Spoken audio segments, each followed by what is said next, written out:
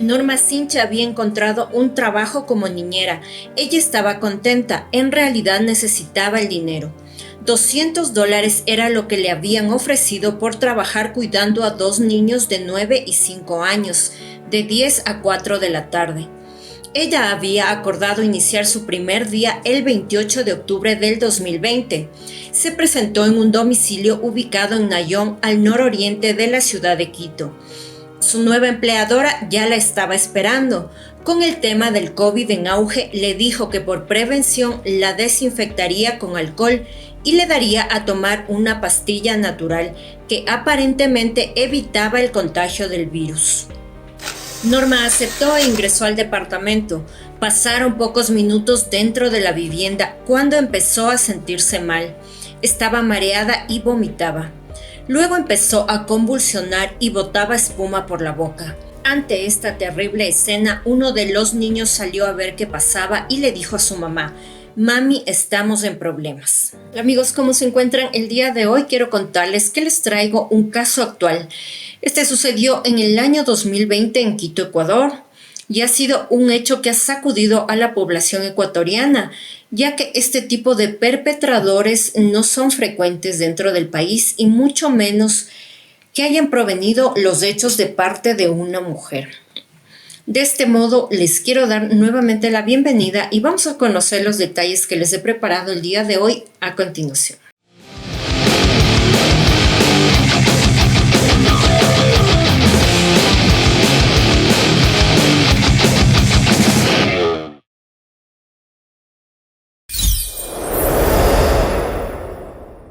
Norma Sinche era una mujer de 50 años y ella había encontrado este trabajo gracias a una amiga que se llamaba Patricia Caiza.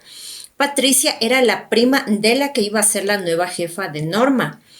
Y cuando ella le llama ese día para averiguarle cómo le había ido en su primer día de trabajo, se da cuenta que Norma no le contesta.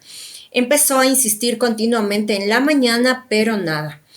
Entonces decide llamar a su prima Lisa para ver qué había pasado y es ahí cuando ella le cuenta lo que estaba sucediendo con la señora Norma, que estaba vomitando y botando espuma por la boca. Eran ya las 11:30 de la mañana y Norma yacía inconsciente en el sillón.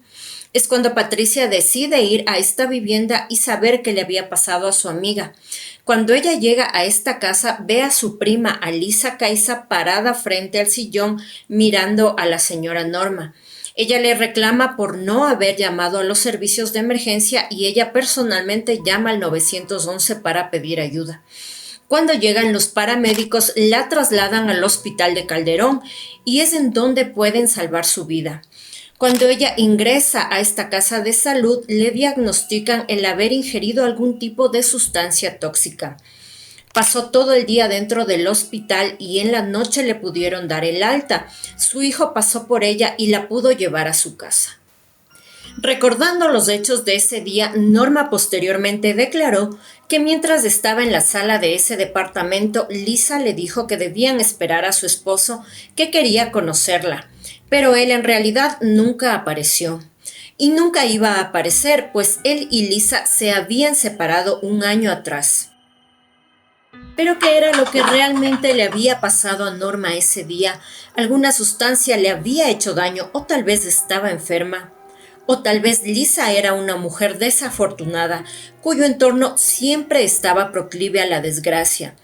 Los sucesos extraños iniciaron unos días antes, exactamente el 15 de octubre de 2020. Esa mañana, Freddy David Acosta, ex esposo de Lisa, recibe una llamada. Era ella diciéndole que una trabajadora social quería conversar con ambos porque a su hijo mayor le habían diagnosticado epilepsia. Él acude a su departamento, pero la trabajadora social nunca llegó. Eran las 4:30 de la tarde aproximadamente y Lisa le ofrece una bebida a David. Él se la toma y automáticamente empezó a sentirse mal. Pero a diferencia de Norma, David no pensó en quedarse en este lugar y sale de esta casa. Toma un autobús y alcanza a llegar a su domicilio en donde se queda dormido. Al otro día despierta, pero no podía caminar, no podía ver y tenía adormecida la lengua. Sus padres asustados lo llevan a un hospital en donde se pasa internado por 5 días. Se le realizó varios análisis, dando como positivo para metanfetamina. Inicialmente David pensó que él había sido escopolaminado en un bus que él había tomado ese día, pero después de los hechos que les voy a narrar a continuación, él se dio cuenta de la realidad de lo que le había sucedido ese día. Hace un año atrás, el matrimonio entre Lisa Caiza y David Acosta había llegado a un punto de término. Fue una relación conflictiva y se refiere que hubo agresiones por parte de ambos. Para no romper la relación con sus hijos de 9 y 5 años, David los visitaba los fines de semana. Habían pasado 7 días después de que a David Acosta le dieron el alta. Era el día 27 de octubre de 2020. En la mañana recibe un mensaje de Lisa, donde ella decía que lo amaba, que le había escrito una carta y que estaba embarazada. A las 2:30 de la tarde recibe otro mensaje. En este decía que no sabe qué hacer con su vida y que va a perder al niño que esperaba, además que quería morir. A las 9 de la noche Lisa decide llamarlo y se escucha angustiada y le dice que vaya a verla porque no sabía en dónde estaban los niños, que no los encontraba por ningún lugar. David le responde que no va a ir porque aún seguía mal de salud y porque sus padres le habían dicho que no vaya después de lo que le había pasado la última vez que fue. Ya era la madrugada del 28 de octubre. Alrededor de las 2 a.m., Lisa vuelve a llamarlo, contando la misma historia, que no sabía en dónde estaban los niños. David la vuelve a ignorar y le dice que llame a sus amigos para que estos la ayuden. Sonó nuevamente el celular de David a las 3 de la mañana, pero esta vez no era Lisa, era un policía el que le contaba que Lisa estaba mal y que la estaban llevando a un hospital, pero que los niños se iban a quedar solos en la casa. Entonces David decide ir acompañado por su padre, pero cuando él se presenta en el lugar, la policía le informa que los 2 niños habían muerto. Esta horrible tragedia inició tiempo atrás, pero había llegado a su cúspide ese día.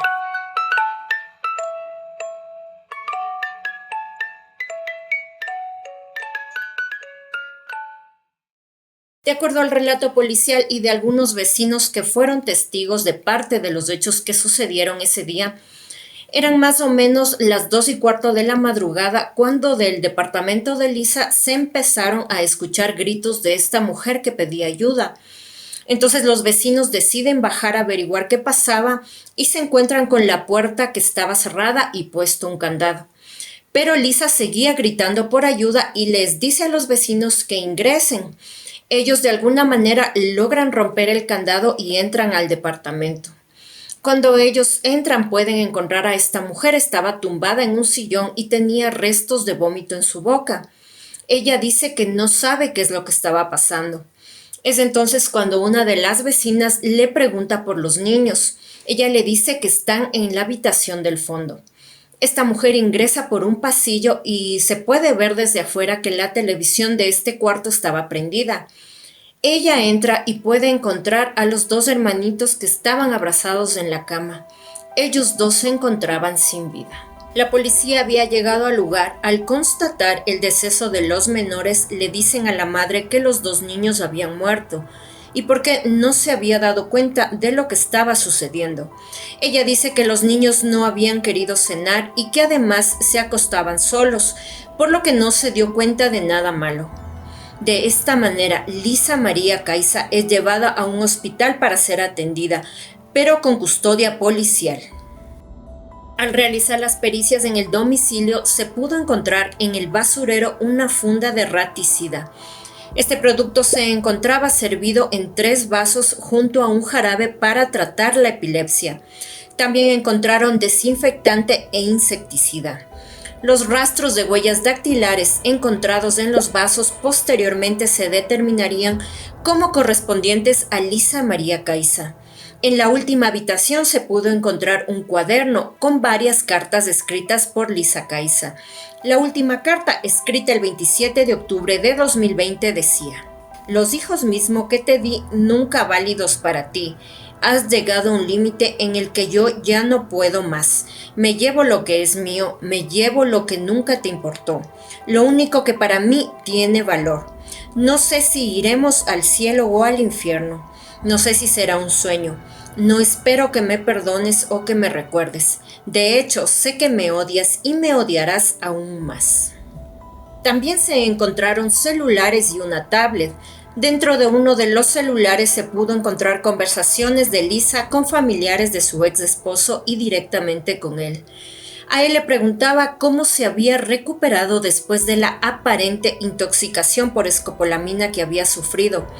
También le dice de su supuesto embarazo y le insistía en que lo amaba y que no sabía nada de él. También había mensajes en los que había enviado imágenes de un libro de magia negra y otro de la Santa Muerte. Pero este caso es mucho más complejo de la lectura inicial que podemos dar de una mujer que quita la vida a sus hijos e intenta quitarse su vida propia. Hay que tener presente que el día de los hechos ella también trató de asesinar a su niñera. Norma había contado que ese día vio a los niños en la casa y que los vio con buen estado de salud y que estaban bien en general. Pero hay que recordar que existen muchas formas de abuso y maltrato más allá de la física. Existe una forma de abuso de madres a hijos que se denomina síndrome de Munchausen por poderes. El día 2 de septiembre de 2020, el niño de 9 años fue llevado de emergencia al Hospital Bacortiz en la ciudad de Quito, con un aparente cuadro epiléptico en estado crítico. El niño le cuenta a su papá que su madre le había dado a tomar una pastilla. En el hospital se le diagnostica epilepsia focal. Después de varios días se le dio el alta al niño y le habían llamado a control a los 8 días, pero la madre nunca lo llevó. Pero el día 5 de octubre nuevamente ingresa por emergencias, con vómito, escalofrío y crisis convulsiva. Cuando el médico le pregunta a la madre por la medicación y la resonancia que le habían pedido realizar al menor, se da cuenta que ésta titubea para responder.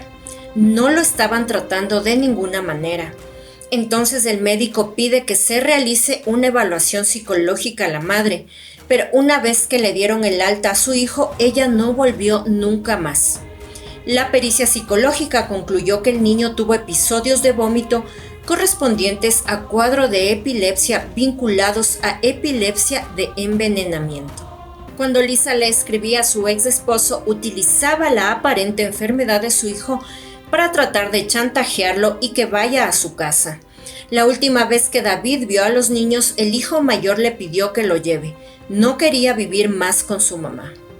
Lisa María Caiza había cometido el peor de los delitos que puede cometer una madre.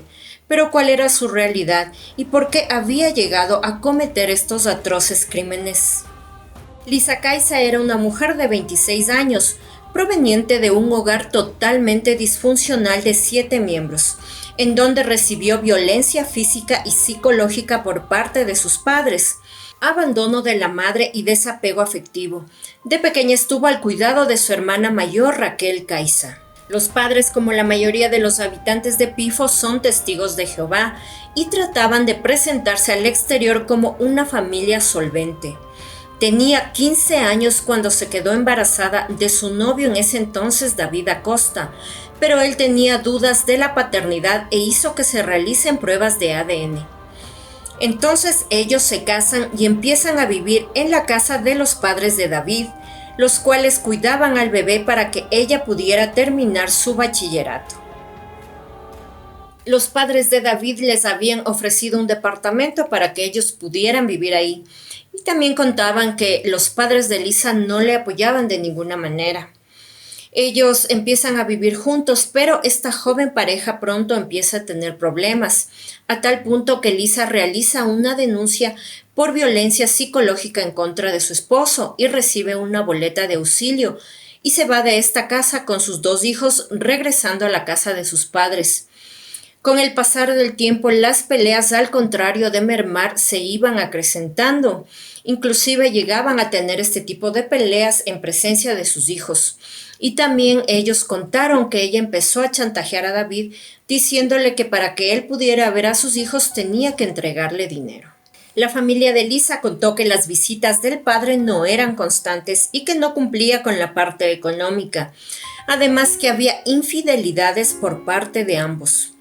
Cuando su hijo mayor empezó con los síntomas de enfermedad, la trabajadora social del hospital le indicó a Lisa que era importante el seguimiento y control de la enfermedad del niño, así como su presencia como madre.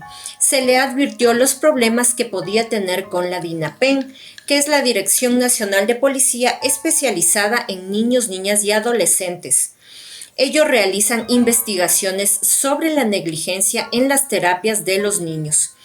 Pero aún así ella no volvió. Después del levantamiento de los cuerpos en la escena, Lisa fue trasladada al hospital de Calderón, en el cual se pudo determinar que sí había ingerido algún tipo de sustancia tóxica, pero luego se pudo determinar que estas eran las pastillas que le habían diagnosticado a su hijo para tratar la epilepsia. Cuando ella se recuperó, la policía procedió a detenerla.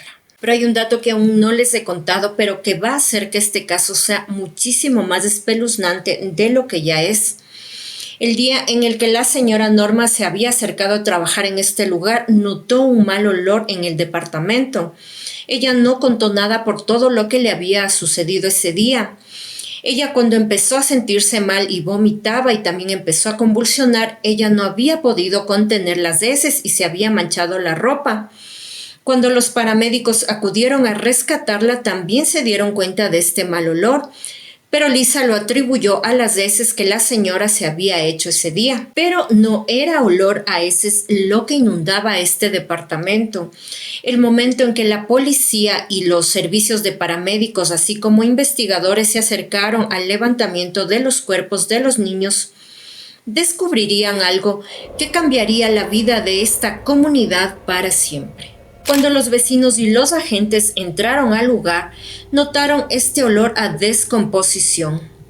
Investigadores experimentados han referido que el olor de la muerte es inconfundible, y a eso es a lo que olía este lugar. Pero no se trataba de los cuerpos de los niños, porque habían pasado apenas horas de su deceso. Entonces, ¿qué era? Los agentes empezaron a inspeccionar el lugar y se dieron cuenta que debajo del lavabo de la cocina había un espacio amplio tapado con cemento. Entonces empezaron a derribar esta improvisada pared con un pico. Es ahí cuando encuentran un bulto gris. Era un tercer cuerpo que estaba envuelto en una cobija. Esta estaba amarrada con alambre y la cabeza envuelta con una funda negra. El cuerpo estaba en avanzado estado de descomposición. Solo tenía ropa interior. Se trataba del cuerpo de un hombre. ¿Quién era esta persona encontrada en este lugar? La policía tomó contacto con el equipo de personas desaparecidas y finalmente pueden dar con Rosa Canchaguano, quien identifica al cuerpo como el de su hermano Jaime Giovanni Yanchaguano Yumiquinga, desaparecido el 18 de octubre de 2020. Jaime Yanchaguano era un hombre de 28 años que al momento de los hechos tenía una relación sentimental con Lisa Caiza. Ese día ellos habían acordado verse para comer juntos y también conversar. A partir de ese día nadie supo nada más de Jaime. Solamente días después, en el que su hermana Rosa recibió mensajes en el cual indicaban que su hermano estaba secuestrado y exigían $8,000 para poder liberarlo. Después de la autopsia se pudo determinar que Jaime murió por asfixia y que había sido envenenado con sustancias tóxicas. Ese día, después de verse con Lisa, ella le había puesto en un pedazo de pastel la sustancia mortal. Luego tomó su celular para hacerse pasar por él y extorsionar a su familia. Sin embargo, la familia ya había puesto la denuncia por desaparición. Al interrogar a Lisa, ella trató de culpar a su ex esposo, diciendo que era un plan de ambos para obtener dinero. Pero una testigo, que era la dueña de una ferretería que estaba frente a la casa de Lisa, dijo que ese día la mujer compró cemento, plástico, alambre y detergente en su negocio, además que ella estaba sola. Marco Escanta era otro ex compañero de Lisa, el cual había muerto el mes de junio del 2020.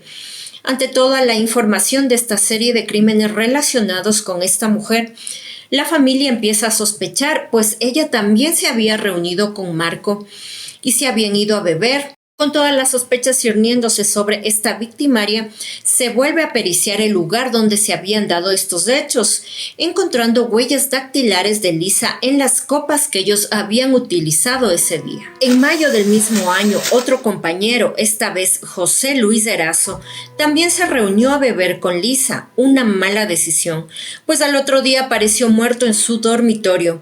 En el lugar faltaba su tablet, una computadora y sus zapatos deportivos.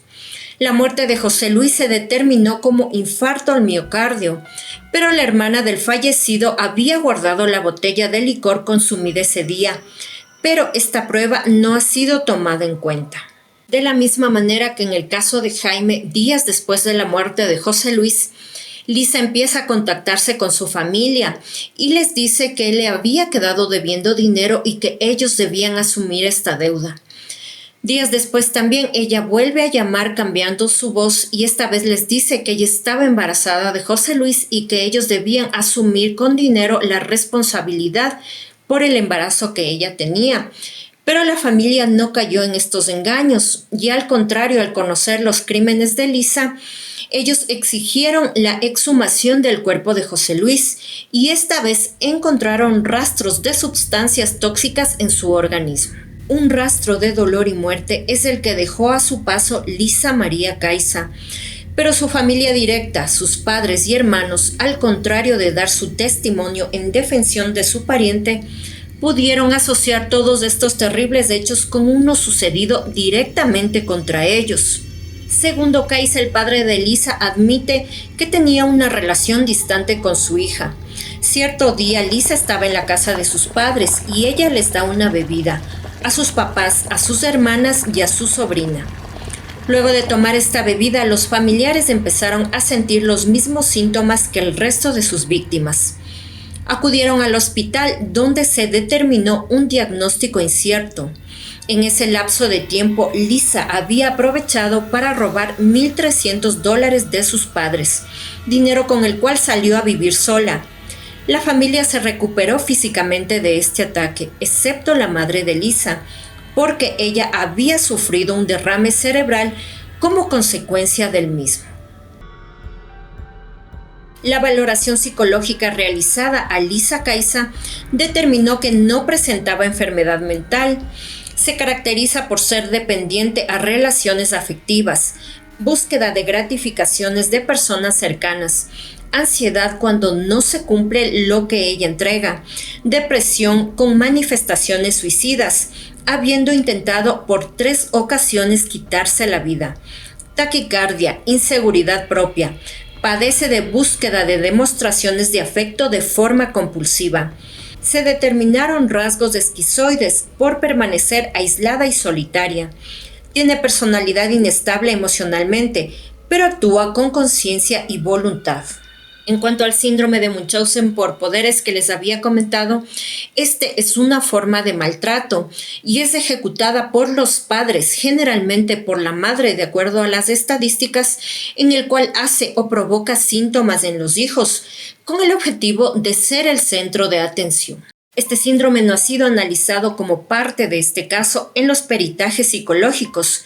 Podría ser que estaba en una fase inicial. Lisa fue observando cómo reaccionaba el padre de los niños cuando le hablaba de la enfermedad de su hijo mayor. Las características de quienes ejercen este abuso pueden ser de personas que provienen de un entorno en el que fueron ignorados y no reconocidos. Tienen un historial de haber sido abusados de ellos mismos. Pueden tener algún entrenamiento de enfermería y pueden tener un historial de tejer cuentos falsos de problemas médicos. Después del juicio, Lisa María Caiza fue encontrada culpable de la muerte de sus hijos y sentenciada a 34 años y 8 meses de prisión, además deberá entregar una reparación integral al padre de sus hijos de $20,000. En cuanto al caso de Jaime Yanchaguano, también fue encontrada culpable y sentenciada a 22 años de prisión y a una reparación integral de $5,000 a la madre de Jaime. Como ustedes pueden apreciar, este es un caso bastante reciente y los otros procesos judiciales por las otras víctimas siguen en curso. Así que se verán novedades con el transcurso del tiempo e inclusive se podrá determinar si es que existen más víctimas. Dentro del proceso judicial se ha negado la determinación de la figura de asesina en serie para Lisa Caiza. La doctora Silvia López indica que no es asesina en serie porque no tiene modus operandi ni planificación, sino que actuó de manera caótica. Según refiere, esto lo hizo provocado por su pareja. No es ella que planifica, no existe una fantasía de poder o de control de la situación. Al no ser planificado, no tiene intención de causarle la muerte, sino de mantener a las víctimas en indefensión. Pero al contrario de esto, hay que recordar que una de las características de las asesinas en serie es que suelen matar a personas en su entorno. Ellas no salen a cazar, atacan a personas que conocen y confían en ella, por lo que no son cazadoras sino recolectoras. Las fantasías de poder y control usualmente se atribuyen a los hombres. La mujer por lo general busca venganza. También hay que analizar que a través de la carta en la que se despide de su ex esposo, deja clara su intención de matar a sus hijos y causarle ese dolor. También hay que dejar claro que el método que utilizó la criminal de envenenamiento homicida exige astucia y un periodo de planificación y premeditación, pues Lisa tuvo que averiguar sobre los métodos letales que iba a usar. Los envenenadores que escogen víctimas conocidas o específicas tienen motivos que incluyen el dinero, la venganza, celos o eliminación. Estas características los convierten en criminales altamente peligrosos. Algo parece estar escondido en la psique de los envenenadores, que los mantiene permanentemente inmaduros.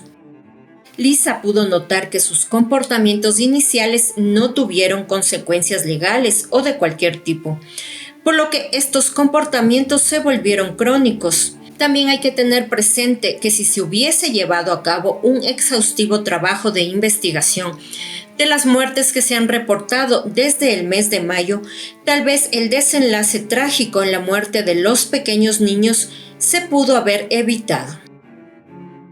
Hay que recordar, uno puede ser un envenenador famoso o un envenenador exitoso, pero no ambos.